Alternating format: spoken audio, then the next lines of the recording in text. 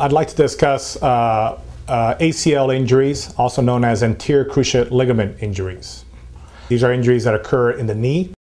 The ACL, or the anterior cruciate ligament, is the main stabilizer of the knee. It's a ligament that's encountered in the center of the knee, and it is 80% responsible for the stability of the knee.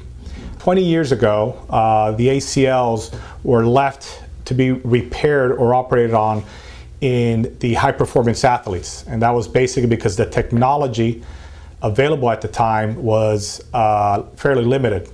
Nowadays, it has advanced immensely, and we're lucky here at Holy Cross Hospital to have one of the most advanced techniques. Myself and Dr. Hermida participate in a particular reconstruction, state-of-the-art, called an all-inside ACL reconstruction.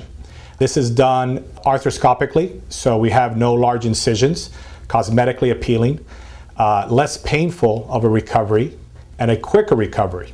The ACL is probably the most common main injury of the knee.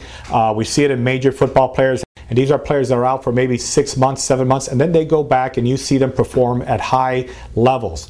We do this also on our 50-year-old or 55-year-old who's a recreational skier or runner who's in good physiological stage, likes to work out, does not want to depend on a brace to be able to go ski or go run in the mountains.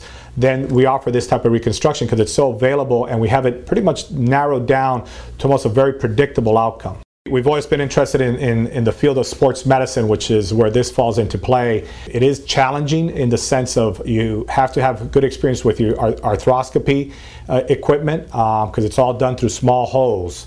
So it's almost like our kids nowadays that are phenomenal with Nintendos. They do this by second nature for them.